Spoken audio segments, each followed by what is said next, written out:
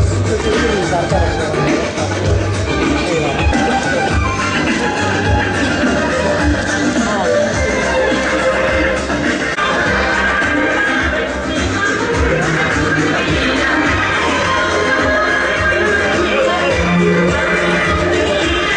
Davetimize icabet edemeyen çok değerli devlet büyüklerimizin telgrafını paylaşmak istiyorum.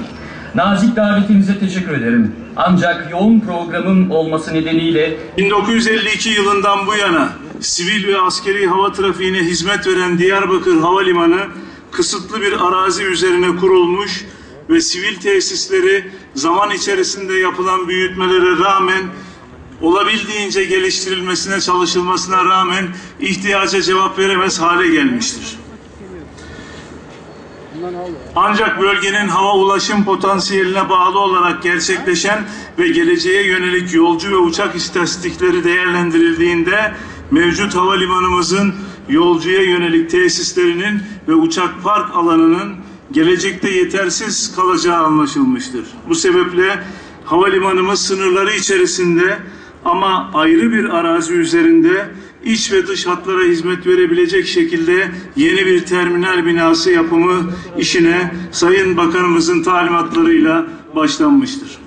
Hepimizin hatırlayacağı gibi 10 yıl öncesine kadar Türk Hava Yolları birçoğumuzun binmediği boş koltuklarla uçan ancak bilanço zararını bütün vergi mükelleflerimizin ödediği batık bir kamu şirketi halindeyken iftiharla bugün görmekteyiz ki farklı fiyat uygulamaları talebe bağlı sunumuyla halkın sırtında kambur olan bir işletme iken başka ülkelerin havayolu şirketlerine talip olabilecek düzeye ulaşmış bir devrime, bir havayolu şirketine sahip olmuştuk.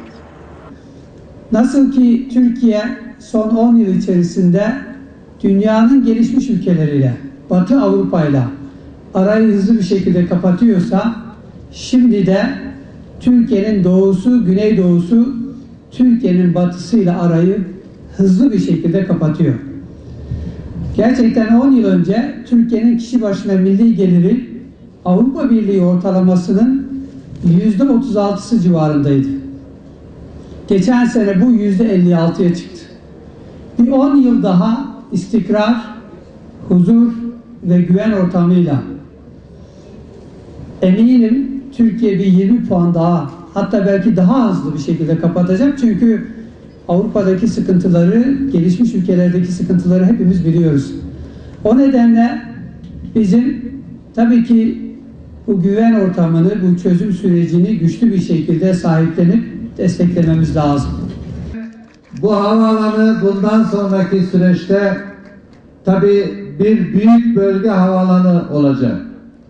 Ve bu uluslararası uçuşların yapılabildiği, yani buradan gerek Orta Doğu'ya, gerek Kafkaslara, gerek Arap Yarımadası'na, diğer ülkelere buradan uçuşlar yapılabilecek. Bu son derecede önemli Diyarbakır'ın gelişmesi için. Bu şehir 20'nin üzerinde medeniyete beşik olmuş, yuva olmuş bir şehir. Bu şehir on binlerce yıldır bu havza insanlığın medeniyet inşa ettiği bir alan. Dünyanın en görkemli eserlerine, mimari eserlerine sahip bir şehir. Gelişmeye açık. Ama bu şehir 30 yıldır Türkiye'nin 75 milyonunun yüreğini yakan, kanının akmasına sebebiyet veren, gözyaşına sebebiyet veren bir sorunla hep anıldı durdu bu şehir. Bu şehrin bütün güzellikleri küller altında kalan bir mücevher gibi birçok insanın, Türkiye'deki birçok vatandaşımızın hep görüş alanının dışında oldu.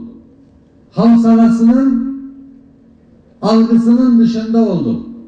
Şimdi biz çözüm süreciyle birlikte bu şehirde de insanların gelecek için umut türküleri yaktığına şahit oluyoruz.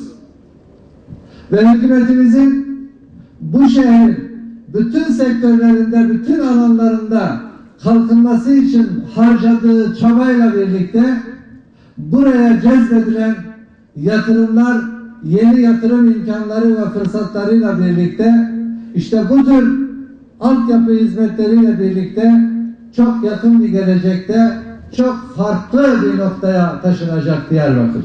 Doğu ve Güneydoğu Anadolu bölgesinin kalkınması, gelişmişlik farkının asgariye indirilmesi, ortadan kaldırılması bizim hepimizin bakan olarak her birimizin sorumlu olduğu sektörle ilgili üzerinde hassasiyetle durduğumuz ve talimatlandığımız bir konudur.